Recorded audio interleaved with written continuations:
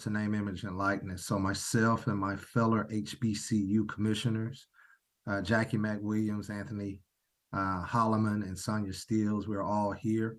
We will be meeting with key members of the U.S. House and the U.S. Senate to ensure that the HBCU voice is clearly heard when it comes to name, image, and likeness, student athletes, and our views upon the current situation as well as future situations as regards to our student athletes. So I wanted to open up our comments by basically stating that we are active here on the Hill, and we do have the Southwestern Athletic Conference and the other HBCU interests at heart, and we will continue to work to ensure that once any federal legislation is passed, that HBCUs are in the forefront and we won't be left behind.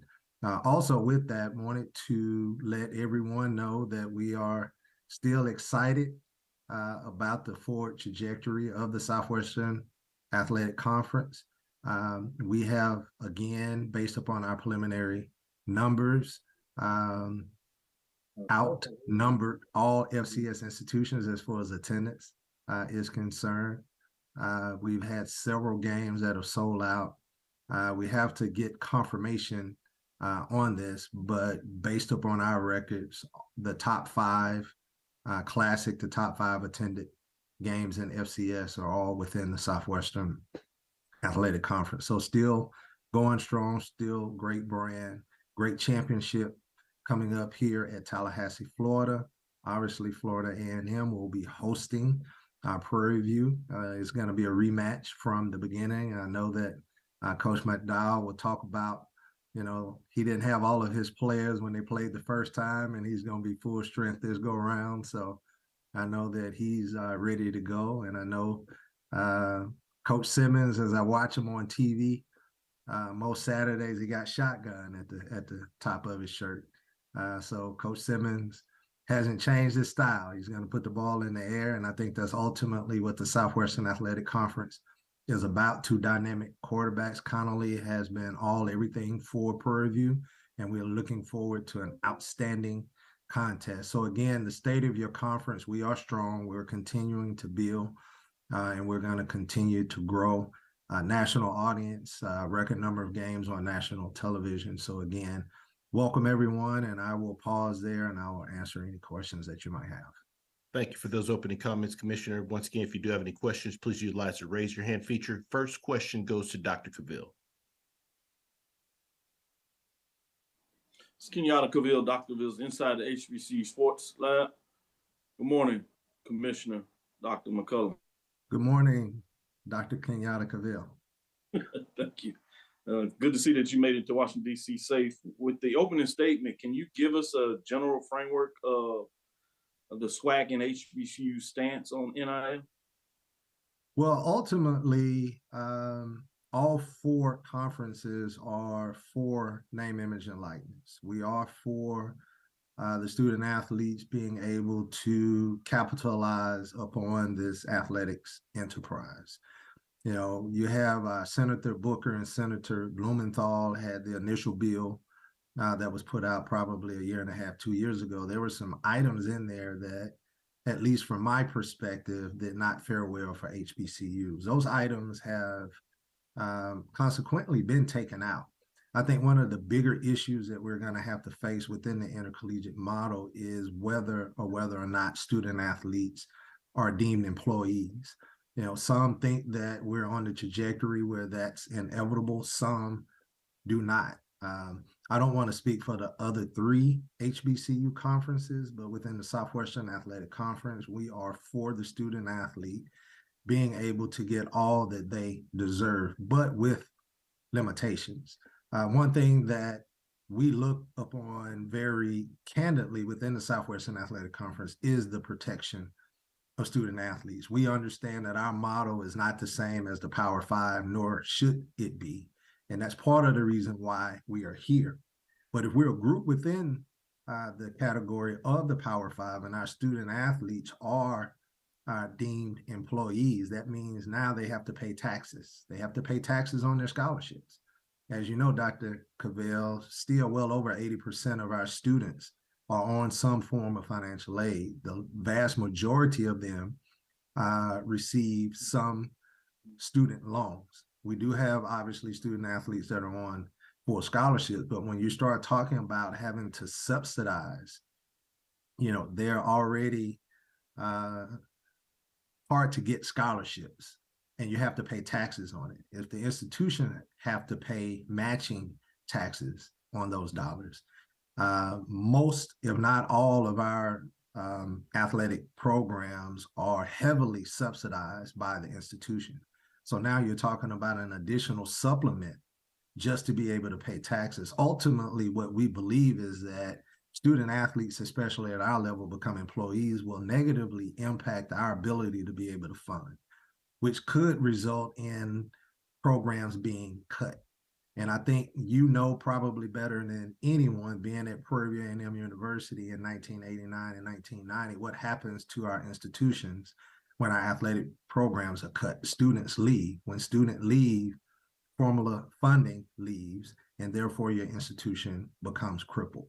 So we think that it is a direct tie, paying student athletes and the overall enrollment of our HBCUs, because athletics is the window in which we're able to advertise our programs. And we've seen, if we don't have those athletic programs, our student enrollment dips. And I don't think anybody wants that, given, the recent Supreme Court decision about diversity, equity, and inclusion, especially there in the state of Texas. HBCUs now are more prevalent than ever.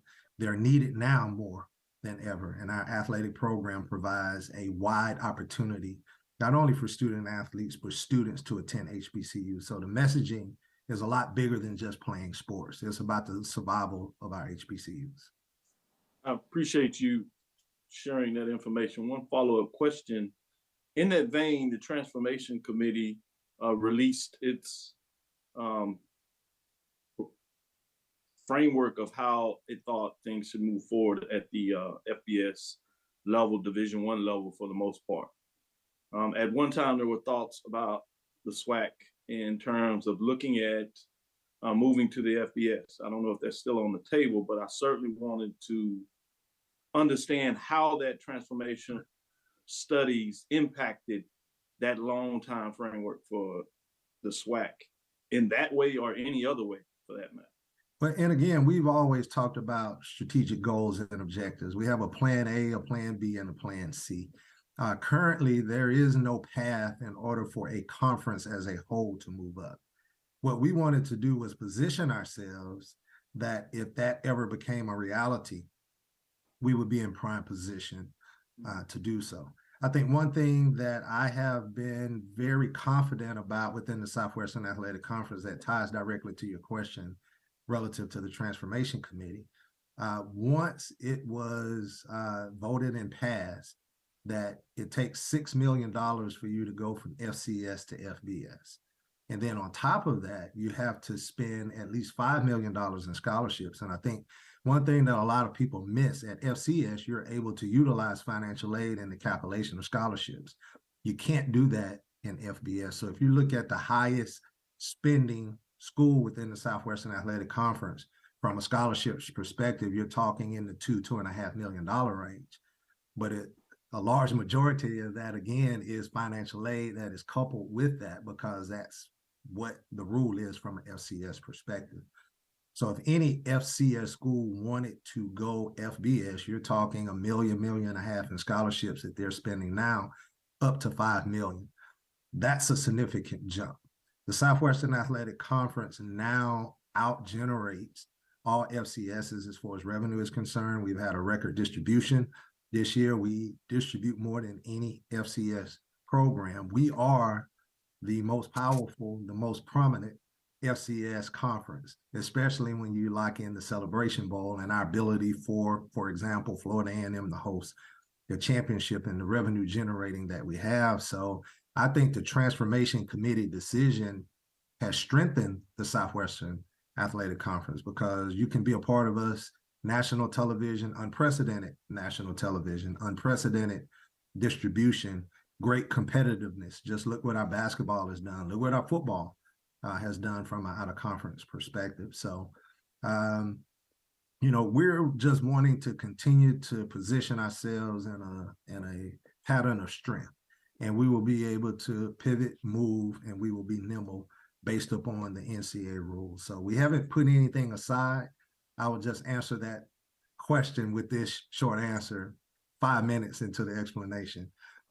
We have a plan A, we have a plan B, and we have a plan C, and we're ready to enact all three of those plans. Thank you, Commissioner. Safe travels. Look forward to seeing you in Tallahassee. Thank you. Next question goes to Kendrick Marshall. Hey, Commissioner, how's it going? Morning, Kendrick. Yeah, there was a lot there. You mentioned how the strength of the SWAC conference is kind of tops in the FCS, and you mentioned distribution. How much are schools actually being distributed based on your assessment of where it is financially? Well, great question. I am going to decline at this time, Kendrick, to give specific numbers. The last time I did it on this call, I had a couple of media partners there that didn't believe, and I had to go and kind of defend the Southwestern Athletic Conference. The one thing that I will say is we are extremely confident that our distribution is the top of FCS. I'm extremely confident that our revenue generating is the top of FCS. And I am extremely confident, as we said last year, that we are very close to outgaining from a revenues perspective some of the FBS conferences. The SWAC is strong. We continue to grow, and our revenues continue to be strong, and we will continue to distribute. The revenues that we receive is primarily targeted to giving back to our member institutions so they can continue to grow and get strong. So I appreciate the question. I'm going to decline to give specific numbers out of respect for our member institutions. But again, we are very clear that we're tops of FCS as far as distribution is concerned. All right, I know it's a football chat, but I want to ask you about basketball, with you being head of the Division I men's basketball committee. It was announced before the season started that the NIT would no longer have regular season champions be automatically in the tournament. And I know, like the SWAC and the MEAC, they kind of rely on being in that pool if so happens that the regular season champion doesn't win a conference tournament. What are your thoughts on the NIT's move to go in a different direction? Well, I think the NIT had to do what the NIT needed to do in order to maintain their relevancy. Within our community, a lot of people don't know there was a Fox event that was out there that was soliciting those teams that would be participating in the NIT in a separate event. The NIT is not an NCAA entity per se. It's not a part of the championships. It's separate. They have a separate board, and that board had to do what was best for the NIT. Unfortunately, we lose an AQ opportunity.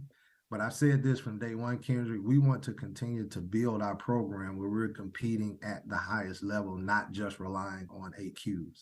We still have work to do, but when you look at our basketball across the board, scheduling has been significantly enhanced. As a matter of fact, I think you've written an article about all of the out-of-conference wins that our teams have. When you start looking at the net, which is the evaluation tool, and you have other metrics that are out there. You have the Ken Palm, you have the Saragans, you have all types of ratings. You have those ratings that are predictive based, and you have those ratings that are results based.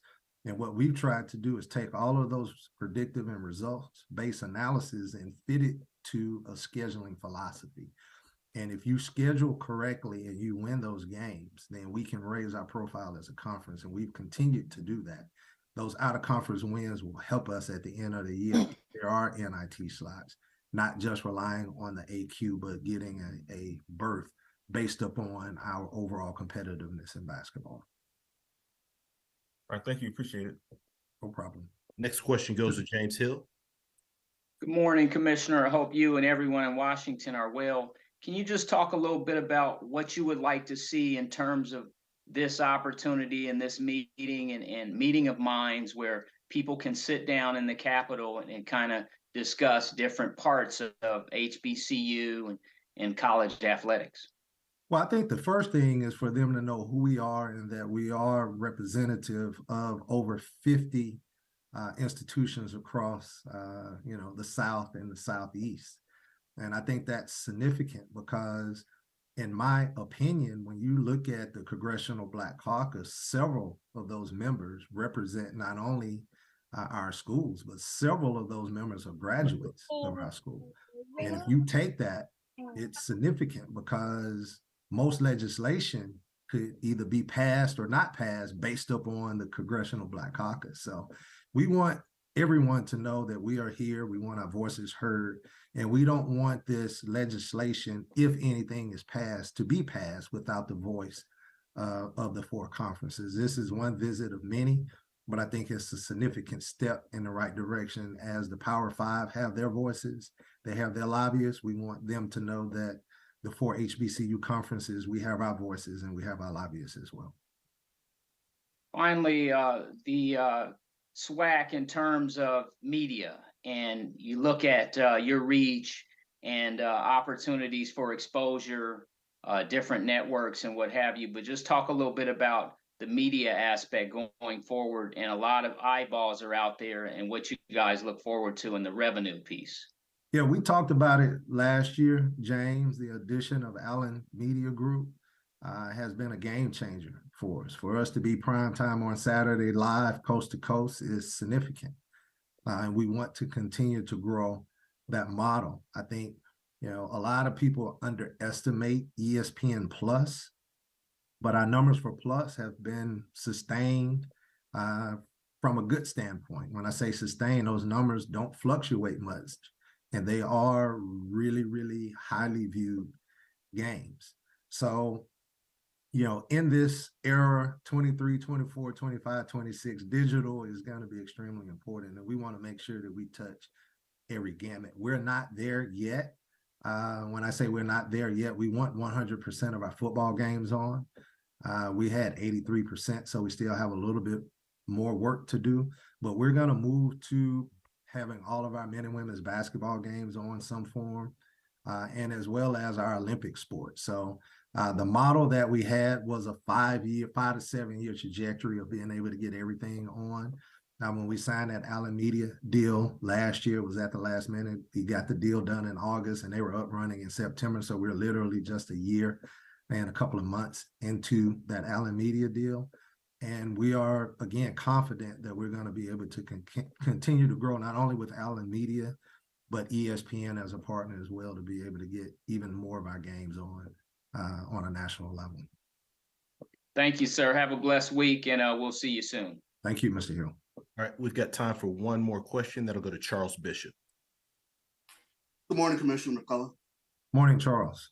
I wanted to ask this quick question in regards to NIL and the reason for you being in Washington, but especially when you take a look at the geographic footprint of the Southwestern Athletic Conference, do you get a sense of the congressional support for the challenges that NIL sometimes presents for HBCUs?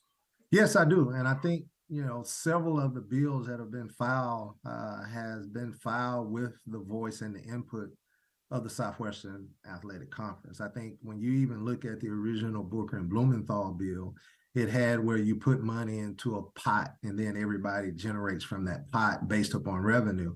And we were able to get that messaging out that our pot consists of student fees and auxiliary money and, parking fees that our universities supplement.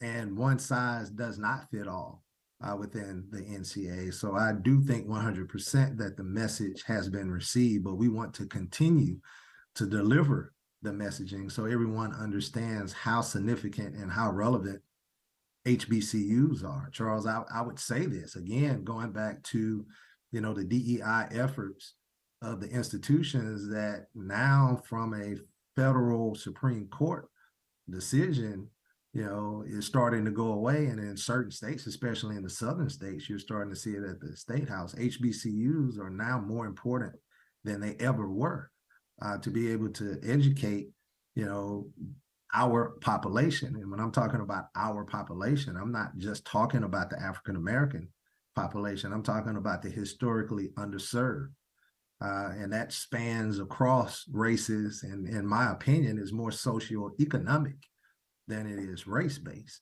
So we are extremely, extremely significant in the overall grand scheme of this educational system. Athletics is the window. We know when you win championships and when you're on national TV, your applications go up. We know your enrollment goes up. That's why these Power 5 schools are spending hundreds of millions of dollars per year on the athletics program. It is to supplement the overall institutional educational mission. There's no difference in that mission with HBCUs. We just go about it in a different way. And we need to make sure that everyone understands the differences between the FBS and the FCS. All significant, but different ways of attacking the same problem. So our goal is, again, to get that messaging out and not to let that message lead. It needs to continue to resonate day in and day out. Good thing. Appreciate that. No problem. Commissioner, we sincerely appreciate your time. We hope you have a great rest of your day. Thank you. Thank you. All right, next we will go to Florida A&M, Coach Simmons.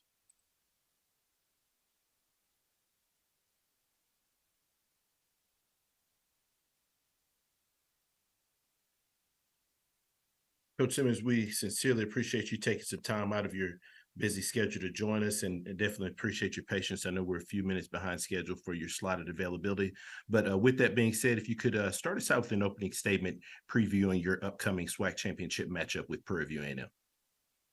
Well, first off, you're never over time when you're talking to the commissioner. So, he gets to stay on as long as he wants to. So if he cuts into my time, that's perfectly fine.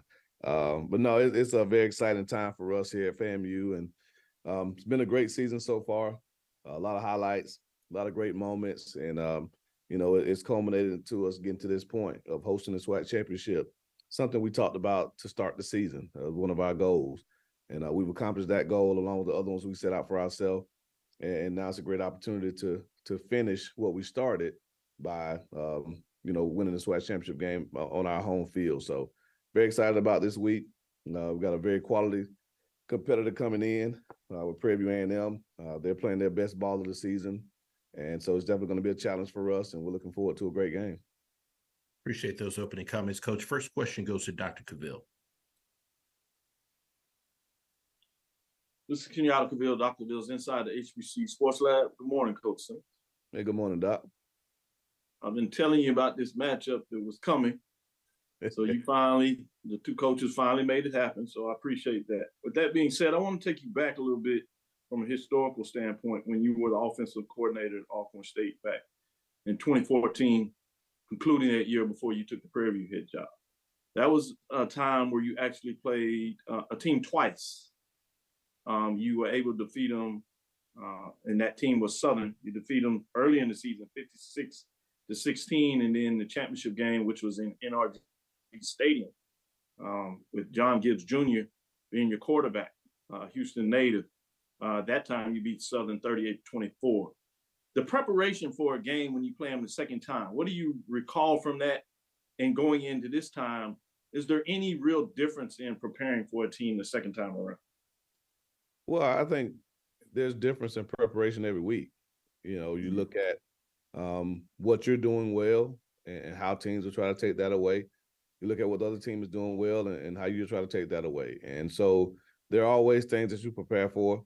I think every team gets everyone's film. So whether you do a 4-game breakdown or even a full season breakdown, you're trying to find those tendencies that the other team does. It's been 3 games that we both played since we faced each other back in late October. And so there are things that they're doing a little bit different, that they're doing better.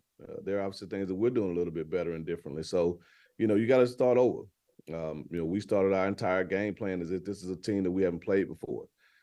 So, our preparation, our approach to our preparation stays the same, but you're looking at new data and new information. And so we're going to approach it like any other game. It doesn't change because it's a championship game, but we do take into account the new games that they played as we go into this championship format. Follow-up question is a little more along that lines in terms of preparation for a game. You had the 2 weeks off. How do you keep your team level and then have them raise that level to a championship pitch in terms of playing in the game? Well, for us, nothing changes. We talk all the time about our standard being excellence, and that's in the school motto. That's our program motto. Our standard is excellence, and we have a firm belief that the only way to achieve excellence is to chase perfection. And as well as we played this year, we have not played perfectly yet. So we're still trying to play perfectly. That's a shutout on defense. That's 50+ points on offense. That's converting our third downs, not turning the ball over, no pre-snap penalties, no post-whistle penalties. There are a lot of things that we can still strive for to achieve. And we talked last week about that new carrot, putting that new nugget in front of our faces to chase. And that's what it is, So we're not looking at the results of any game this season. We're looking at that constant pursuit of perfection that we're chasing every single day. And if we lock in on that, that'll get us to the level of preparation that we need to be ready to play our best on Saturday. Thank you, Coach Simmons. Look forward to the matchup. Thank you. Next question goes to James Hill. Good morning, Coach. I hope you and everybody in Tallahassee are well. Just talk a little bit about this particular game coming up, and in particular, the coaches. You're a Florida native, and so is Bubba coming out of Merritt Island. And that's a special dynamic. You're a quarterback. He's a DB. Just talk about the game within the game, two gentlemen guiding their teams to the SWAC championship.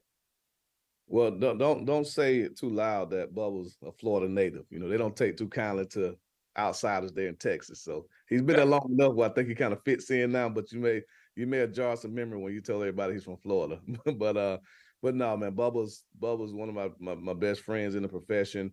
Just a phenomenal individual. Enjoyed working with him those 3 years there at Prairie View. And I'm extremely excited about the success that he's having. He's a first-class individual, and I know he's going to have those guys ready to play. And so, in sports and in life, oftentimes you get a chance to compete against, your friends. And some of the most fierce, I tell our players all the time, I wouldn't consider myself a fighter, from back in the day. But the fights that I did get into, they were all with my best friends. The tussles on the basketball court or playing football, and one of your brothers tackled you too hard, and then you get into a little scuffle.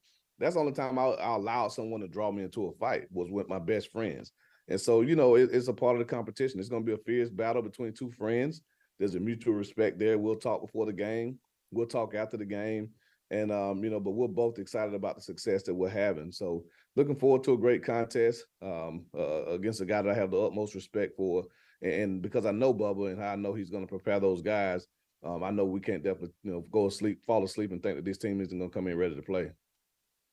Coach, in closing, one of the greatest atmospheres in college sports and in HBCU in particular, just talk about Bragg Memorial. The fans are right on top of you. It's a festive atmosphere. You can smell the barbecue. I mean, it's definitely a sight to see. Yeah, definitely. One of my joys is to run out of that locker room, that tunnel every Saturday and see a packed house of screaming fans on Orange and Green, the student section, the Marching 100, DJ Loose Kid, our alumni side. It's a great atmosphere. And, I don't, the one secret that we do have that we haven't brought out, we had a distraction committee that we pulled out a couple of years ago. So we might have to bring it out this weekend. Grambling people will remember that. So we got a little trick up our sleeve to make sure that we keep those Prairie View boys distracted a little bit. Thank you, sir. Have a good week. Appreciate it. Next question goes to Kendrick Marshall. Yeah, Coach. 3 years ago, the school announced they were moving to the SWAC. And since that time, your football team, aside from a couple losses along the way, have been pretty dominant in the conference. In preparing to move to the SWAC from that time till now, how are you prepared to be in this position to play for a SWAC championship? Well, I think the formula for success stays the same. I don't think it matters what conference you're part of. You look across the college landscape at any level, it's the same formula. It's really good play on the offensive and defensive lines. It's solid quarterback play, and it's solid special teams play. And obviously it takes recruiting good players. And so we have really good players here. Our staff has done an amazing job of identifying talented young men, who are self-motivated, who want to be a part of something special, that come in and go to work every day. But, you look at our lines, we're deep. You know, we got good size, we have good athleticism, but we have a lot of depth. You know, we've faced some injuries on both sides of the line this year. You know, the second practice of the season, we lost our left tackle for the year. You know, he's a first team all conference performer. You know, our center has been out battling injury, you know, through the last 4 weeks. We've had other guys go down on the defensive line. You know, Anthony Dunn, our sack leader, you know, has been out the last few weeks. And so the fact that we can still roll guys in and playing at a high level really bodes well for us. And then you look at the quarterback position, you know, Jeremy Moose is playing as well as anybody, I believe, in the country at the position. So I've always felt that that's the formula for success, no matter whether you're in the MEAC, the SWAC, the Big Ten, ACC, you know, Missouri Valley, the teams at the top of their respective divisions. I think that's a consistent thing across them all. And so our commitment to those things, I think, is why we've been able to be successful in the MEAC as well as the SWAC. As a follow-up question, Coach, your program was in the playoffs in 2021, and I know you guys were pretty excited to be there. Now you're preparing to play in the game. If you win it, you go to the Celebration Bowl. From your perspective, how's the preparation and mindset different preparing for a playoff game as opposed to preparing to play in the conference championship game? I wouldn't say it's different. For us, again, we try not to change. You know, we try to be as consistent as possible. We feel that that's the way the guys operate the best. We're creatures of habit. So when you start switching up to have the routine because of who you're playing or where you're playing, I think it throws the guys off a little bit. You know, it's always a challenge during the first round of the playoffs because it's during Thanksgiving week. And so now you're planning to practice, feed the guys, and navigate Thanksgiving. You know, so that was a little bit of a challenge for us. But as far as this week's preparation, it's a normal work week. You know, no work stoppages, no holidays. So we're able to go about it just like it's a regular season game. So I think that'll bode well for our guys because, again, they're used to the routine of coming in on Sunday, meeting, scout report, having Monday off, going Tuesday, Wednesday, Thursday, and then some walkthroughs on Friday and get ready to tee it off on Saturday. So we've only lost one game with that routine this season, and I think it bodes pretty well for us. All right, thank you. Next question goes to Doc Holliday. Doc Holliday, HBCU Overdrive. How you doing, Coach Simmons? I'm well, Doc. How's it going? I'm doing good. So we talked about earlier this season. We talked about your slow starts in the first half, and then your fast starts in the second half, and then by probably game 7, game 8, you started to pick up more as far as being a whole, somewhat a complete team. What do you tell your guys about keeping, you know, the pedal to the metal as far as offensively and being dominant on defense? Well, it's about us just leaning on our philosophy. And, you know, we have our 7 Fs in our program, and one of those Fs is fast. So we want to start fast, obviously. You know, we want to come out the gate. Another F is fight. So we want to continue to compete throughout the game. And then the next F is finish. And they just happen to come in order, you know, fast, fight, and finish. So we want to start fast. We want to compete throughout, and we want to make sure that we finish the right way. And so if we use those, you know, philosophies along with our other 4, we'll play the game that we're capable of playing. I think when you look at us throughout the season, when we weren't doing those things or when we weren't playing well, it was because we were lacking in one of those areas. And so that's been the point of emphasis. Like I said, again, I just try not to switch up the message from week to week as far as who we're playing, where we're playing, the magnitude of the game. I just think you lend yourself to having emotional highs and lows when you do that. Our message is going to stay consistent, whether it's the Orange Blossom Classic, Homecoming, the Florida Classic, in this case, the SWAC Championship game. You know, prepare to be our very best when it's time to perform. That's why everyone in the country gets those same 6 days of preparation. And it's the team that shows up that's taking advantage of those 6 days that's going to have the best chance to win. So it doesn't change matter based on the opponent. You know, we have to worry about ourselves. And if we do that, I think everything else takes care of itself. All right. Thank you, Coach. No problem. Time for 2 more questions. First one goes to Dwayne Nash. Good morning, Coach. Dwayne Nash with the Yard HBCU Sports and Hero Sports. How are you? Hey, Dwayne. Yeah, you kind of touched on this a little bit earlier, especially with Kendra's question. You talked about the success that you've had there, Florida A&M. I just want to know, outside of competing for a conference championship, How does this year differ from the previous years of success that you've had there at Florida A&M? We're still playing. That's the difference. This is the longest we played since we've been here. 21, we lost in the first round of the playoffs. And so the biggest difference is this weekend after Thanksgiving, we're still in preparation. Everybody else has turned in their shoulder pads. They're turned in their uniforms. We're still rolling. And so that's a blessing to be in this position. And I want to make sure our team understands that blessing and we, internalize it and allow us to go out there and practice the way we should, because we do get this great opportunity. And outside of the roots that you discussed in terms of building a good program, how are you still capable of executing success throughout an entire year like that for the past 4 years that you've coached?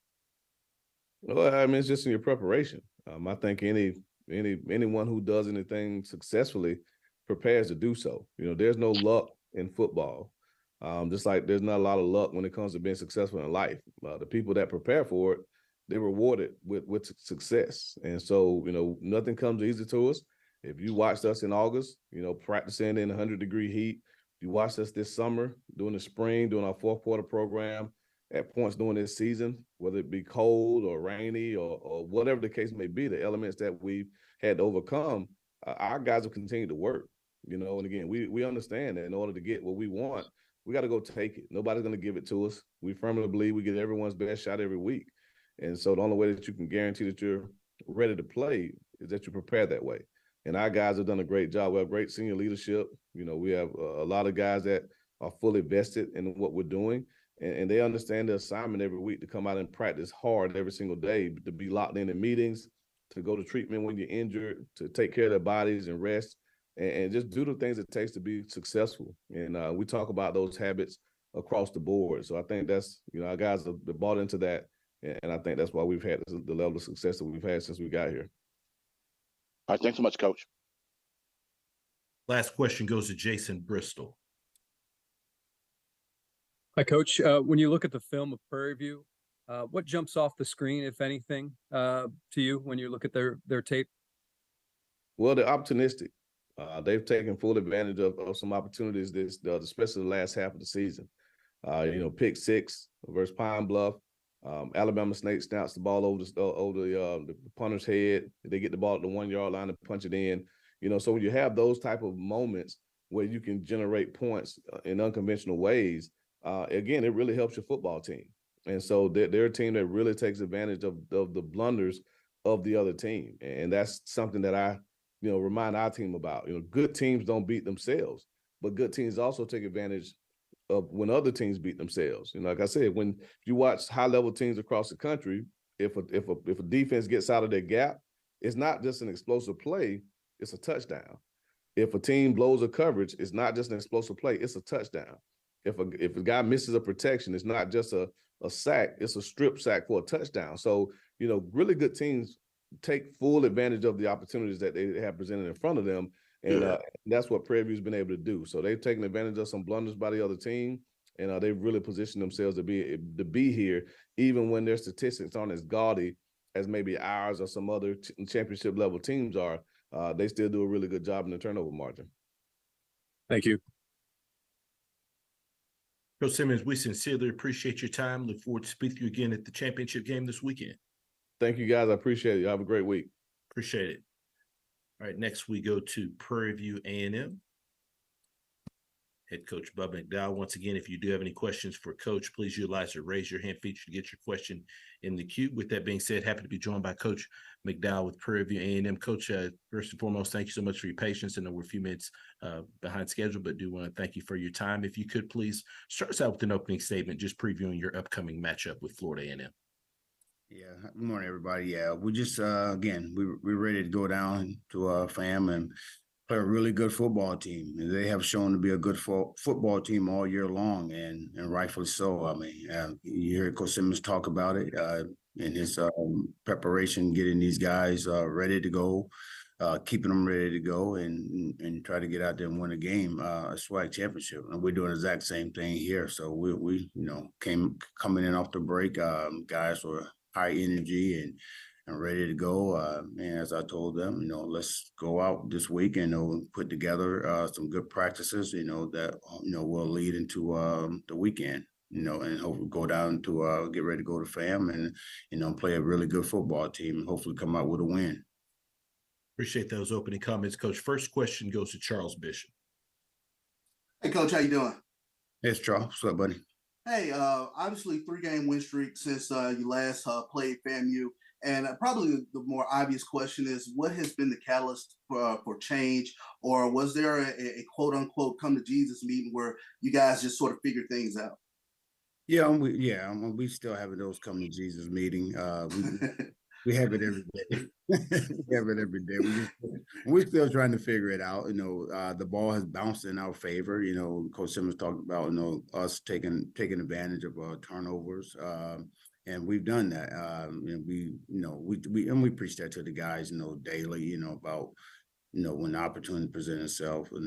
Be it that we have to be able to score when we're in position to score, make it happen. When we're in position to stop guys when we're getting first down, be in position to do that. Special team, all that, and as well as turnovers. Again, as good as he said, good teams, they take advantage of turnovers of other teams, and that's what we're about. And we've been doing that going down the stretch.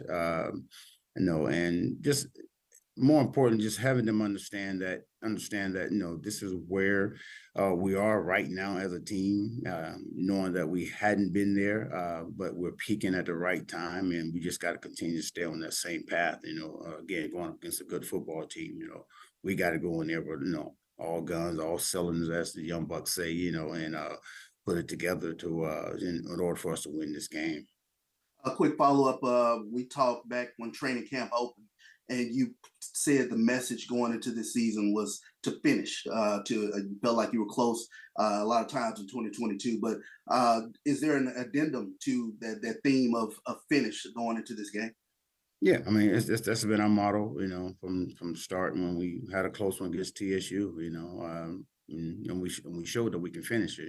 We beat them, in the last minute, draw the ball down where we need to get into field goal range, and won that game. And of course, going forward, still, other teams we didn't finish, or then, as you said, got back on a winning streak, 3-game winning streak. And again, that's been preached, been talked about, on a daily basis, and again, in order for us to be as good as we want to be and capable of being, we got to finish drives. We got to finish third downs, get off the field, and we got to pin them deep. When when on special teams, or vice versa. When the ball is kicked off to us, we got to finish that block to get our guys, in good field position. So it's been finishing. This has been our motto all year long, and again, we're picking at the right time. So that's always a good thing.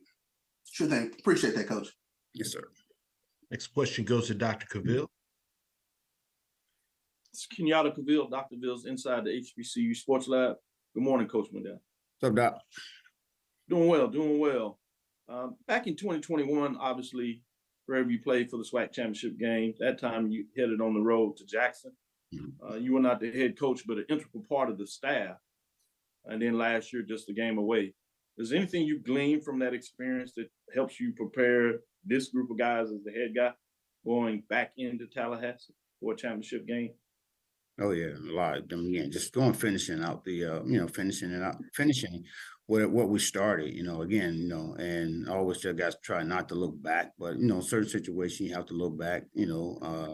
Valley game last year, and again that SWAC championship game against Jackson, and again you have to look back and see things that you did wrong, and and bring it to their attention, and like, hey, what, we can't do this. You guys have to be able to do the things that's gonna help you win this game, and to go back and let them know, hey, this is what you didn't do.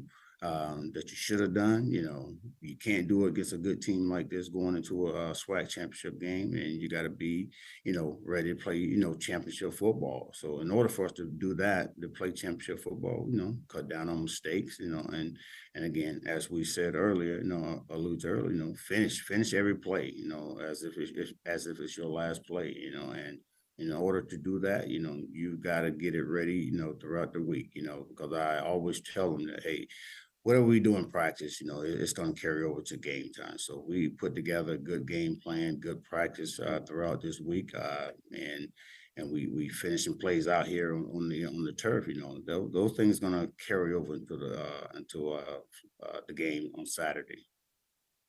Follow-up question, you talk about practice this week. It's my understanding they're supposed to be inclement weather, potentially in Tallahassee, including rain. Is there anything that you do in the preparation this week to expose kids to potentially playing in that inclement and rainy weather? No, again, we've been pretty chilly here. I mean, throughout the week, and again, you know, I guess the only difference again is just, you know, the rain with the ball being wet. You know, we'll do some things starting tomorrow to get our quarterback, you know, wide receivers ready for that as well. So again, you know, they got to know. I mean, again, you know, no matter what the weather is, again, they got to go in with the mentality that, you know, they got to go out and play football, you know, 4 quarters of football, no matter what the conditions are. Because again, I guarantee you, you know, family's not worried about that. They're going out, they're going to be ready to go. And as I tell them, you guys got to be ready to go. You got to match their energy or be better than, you know, your energy has to be better than theirs in order for us, you know, to have a chance to win in this game. You know, we can't go back down in Tallahassee and put up a performance that we put up last time. Thank you, Coach. Look forward to the matchup and good luck. You're welcome, Doc. Next question goes to James Hill. Morning, Coach. I hope you and everybody at Prairie View are well.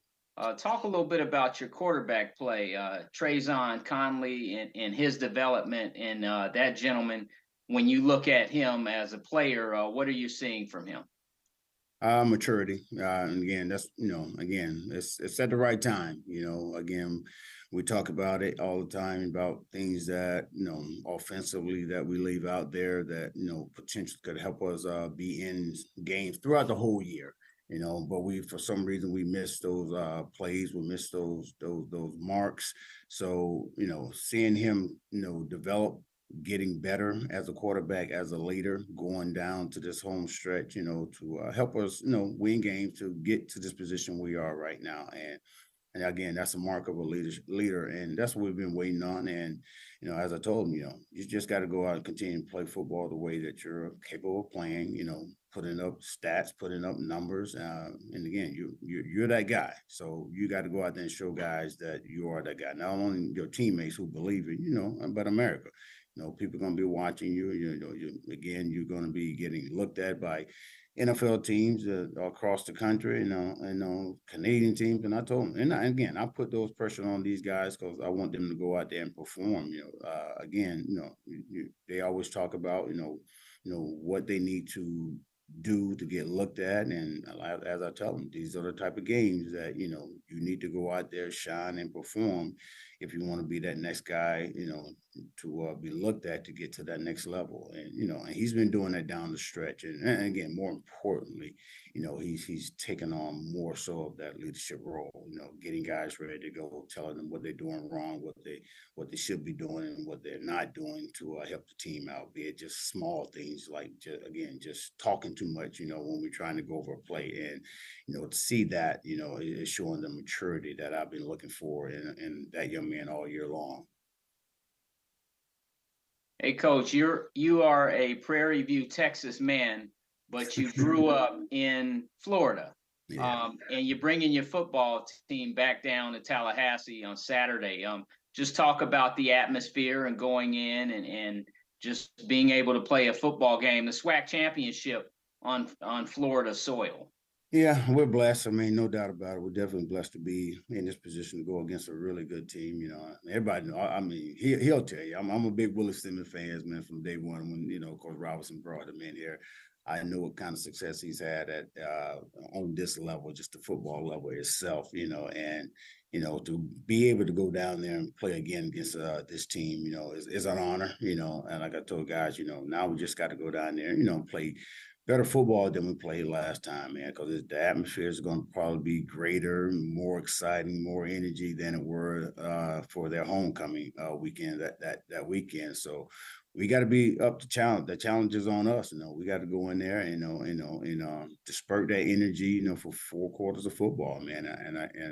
And I think they definitely started that yesterday when they got back and got out there on the field and showed that they were ready to go. So again, it's gonna be a great atmosphere for college football. 2 teams, that have deserve to be there. Again, just gonna go out there. We just got to go out there and give you guys a show. And as he said earlier, and we've been saying all year long, the team that goes out there and play 4 quarters of football is going to be the team that's going to win this game. Thank you, sir. Have a blessed week. Thank you, sir. Next question goes to Lionel Mosby. Hey, good morning, Coach Bubba. This is Lionel with the PV versus Everybody podcast. So, Lionel.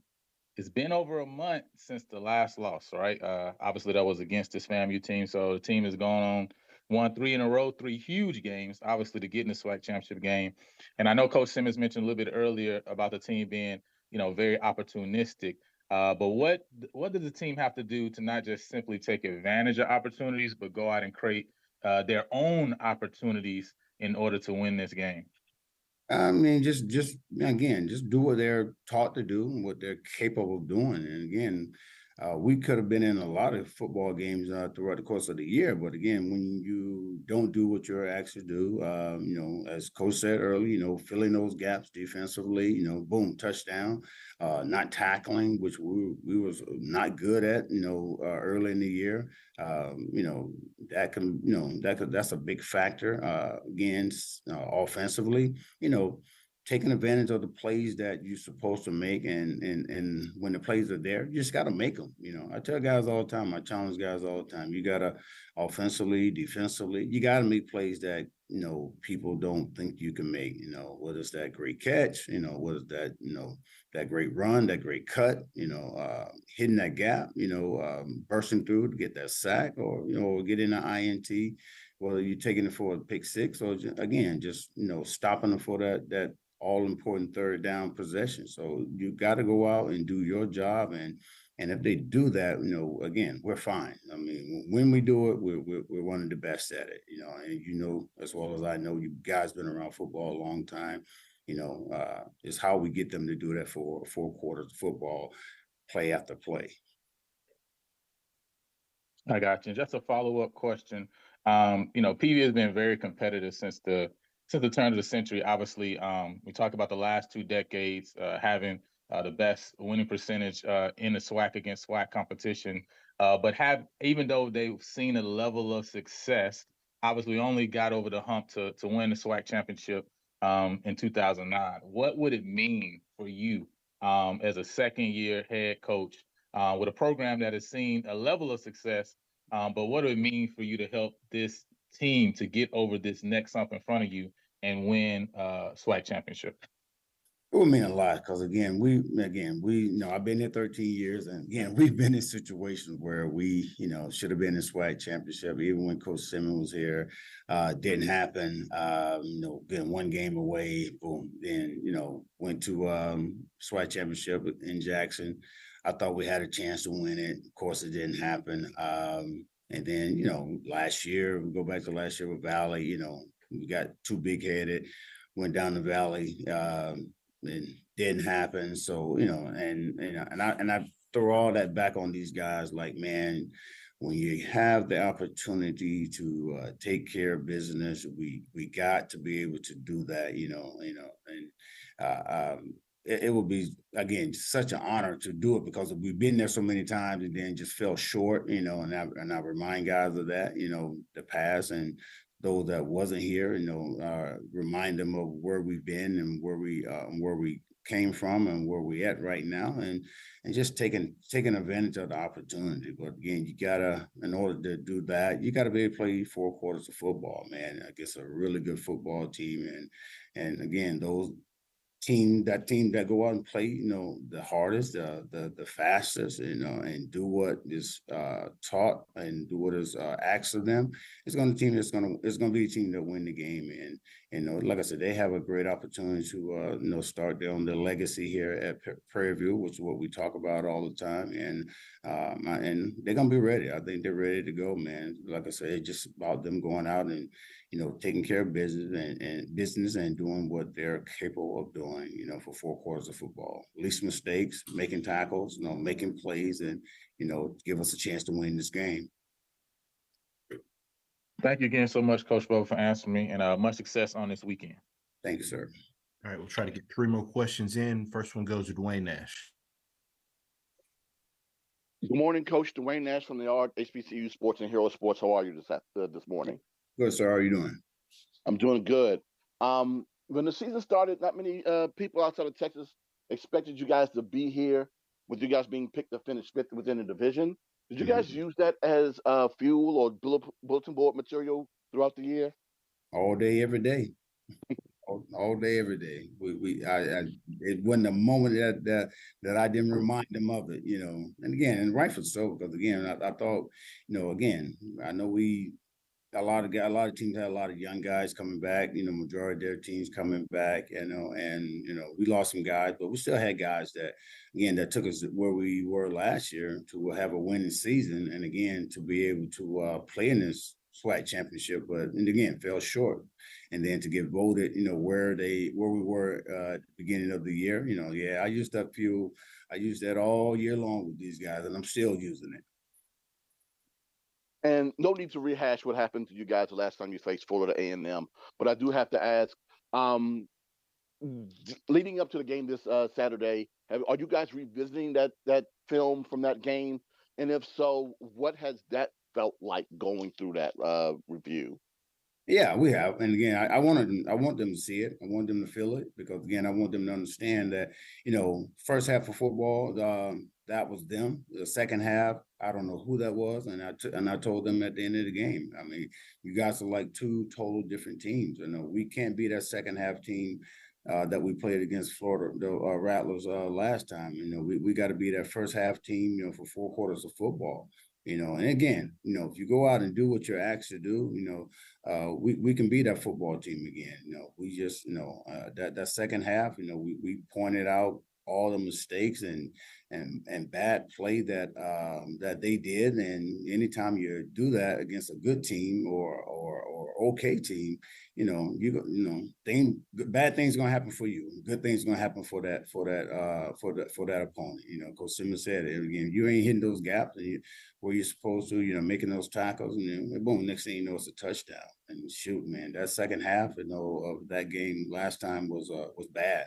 We make sure that they know that, because again, they can't do that again against a good team like this. Thanks so much, Coach. Good luck this weekend. Last 2 questions. Doc Holliday goes next.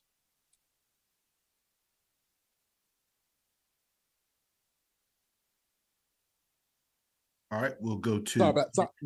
I'm sorry. Sorry, I had to get my phone. Coach McDowell, Doc Holliday, HBCU Overdrive. How you doing this morning? I'm doing good. So tell me about. I'm gonna be honest with you. I picked you to finish first in the West this season, as my preseason pick. But tell me about how you tell your defense these last 3 games. Basically, what the outcome of your defense from the last 3 games. Tell me what you let us know what you told them during that 3-game stretch run. It's nothing different than that we've been telling them all year long. Again, it's just those guys, now just they understand that they just got to go out and make the plays. I mean, they're there, but again, you being there and not making the play is totally different than you being there and making the play. So again, they just got to go out, and make the plays that they're capable of making. Coach Rock has done a phenomenal job getting these guys in position along with the others, his assistants. These guys are preparing. They prepare hard every week. And again, as I tell guys, I'm like, the coaches are here, day in and day night preparing, getting guys ready to be in position, putting you guys in position to make plays. Now, who's gonna be that guy? Who's gonna go out? Who's gonna make that play? To help us be successful. And again, we put it to him. We put the challenge to him, man. Like, hey, you got to make the tackles. You got to have, the gaps that you're supposed to have. You got to have that coverage that you're supposed to have. All these things that you must do in order to win a defensive battle against not only against a good team like Coach Simmons has over the route, but any team. And again, you can not do it, and talk about later what I should have done and how I could have done it, and as opposed to you do it right the first time, and hopefully some good things will follow behind it. But again, I mean, these guys know what we expect of them, and they have to just go out and do what we ask them to do, being in position to get ready to make a play. Appreciate you taking my question, Coach. Last question goes to Terrence Harris. Hey, Coach, how you doing? Hey, I want to talk to you just real quick about Keyshawn Johnson and just find out kind of what has he meant to your defense? Man, he's been in the world. Again, he's one of them dudes that, again, very smart, very verbal, and that's what you want in a linebacker, guys. And you guys, again, it's nothing I'm telling you guys that you don't already know. That's what you want, man. You want a leader in the middle, on that defense that can get the front lined up, that can turn around and get the secondary lined up, and to his left, to his right, and get his two partners lined up, and get ready to make plays, and it's about communication with him, man, and that's what you want in a guy like Keyshawn. Always communicating, always getting guys lined up, in order for us to be successful. And as I say, I keep reiterating, if you have a guy like that in the center of your defense that can do that, it makes it much more successful that, good things are going to happen when everybody's communicating and all on the same page. What about him kind of away from football? I mean, what kind of young man is he? He when he first got here, he was very shy. I mean, he didn't say a whole lot, but now, man, he's opening up. He's very comfortable with talking trash. Which is really surprising to me. To hear him talk trash. And he and Trezon, I mean, they're really good buddies. And man, he's the type of guy that will, even call Trezon out. During practice. Throw a bad ball or bad read, he'll call him out, man, like, hey, man, what are you doing, man? Like, you suck, man, you suck. You don't throw the ball like that. So, and that's what I love about it. And Trezon takes it, they're best of buddies, and they try to improve on it. Trezon do the exact same thing with him. Like, he'll tell him, like, hey, because, Trezon, when he tucks it and take off running, it ain't too many going to catch him. And, I remember one specifically, I think last week or a couple of weeks ago, Trezon, wide open, and he just took it and ran, and he was just holding the ball out in front of Keyshawn's face, like, come get me. So it's a little thing. It was little things like that. Those two been having fun with, and they're making each other better. But like I said, he's becoming more and more verbal with the defense, opening up more just outside of the football as well. And again, that's what we want. We want these guys to be able to talk, not only on the field, but out when they're out, just with each other, getting to know one another. And what about him as a playmaker? I mean, what stands out to you there?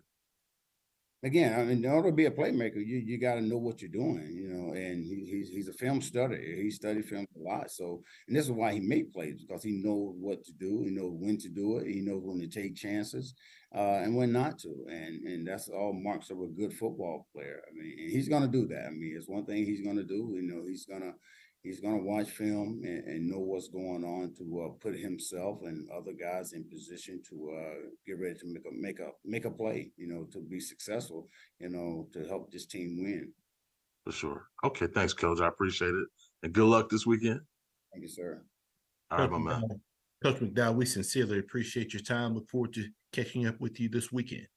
All right. I just want to tell Coach Simmons I'm not bringing a pound cake this time.